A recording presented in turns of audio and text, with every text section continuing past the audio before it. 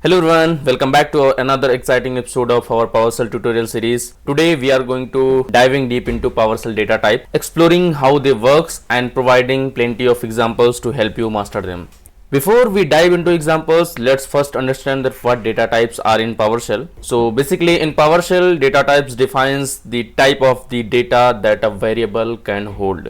And understanding these data types is crucial for writing efficient and error-free scripts. Basically, PowerShell supports various data types including strings, integers, booleans, arrays, and more. Let's take a closer look at each of them. So first of all, we are going to open our PowerShell. So for that, I am going to open run prompt and simply type here PowerShell. Just press enter. So first data type we are going to discuss strings. So strings are the sequence of the characters enclosed in either single quotes or double quotes. So let's see that how you can create strings data type variables. So for that I am going to create one variable my strings, and we are going to assign data type. So you can put the value inside double quotes or single quotes, it will be alright. You can see I have created one variable my strings and I have put it data type value in double quotes, and if we are going to fetch the value of this my string variable, then you will see the value is data types.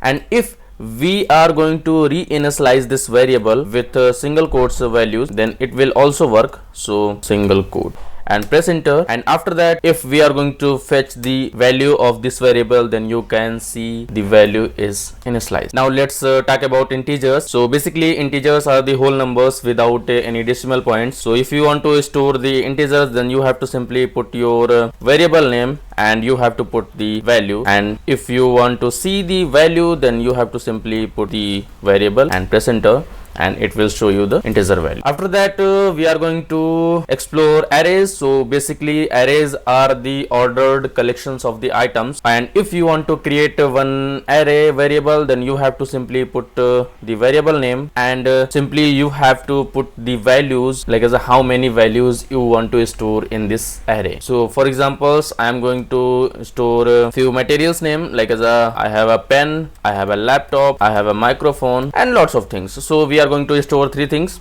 and just press enter. And if you want to see the all values which is in the my array variable, so you have to simply put the variable name or array name, and it will show you all the list, all the values stored in this variable. And if you want to get the particular value, then you have to follow the indexing. So for examples, I just want to show only the first value, then you have to put the index value for that. And here the indexing starts from the 0 onwards, so you have to put the index according to that.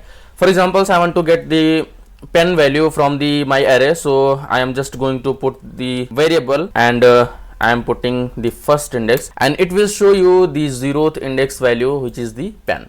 And if you want to reinitialize or modify this array, then you can also follow the indexing, and you can reinitialize the values. So for example, I am just going to reinitialize something else at the 0th index. So I have a mouse also, just press enter, and if you will fetch again the 0th index value, then you will see the mouse value is stored or replaced with the pen. If you want to see the all values, then you have to simply just press the array name, and you will see all values contained. And lastly, let's discuss hash tables.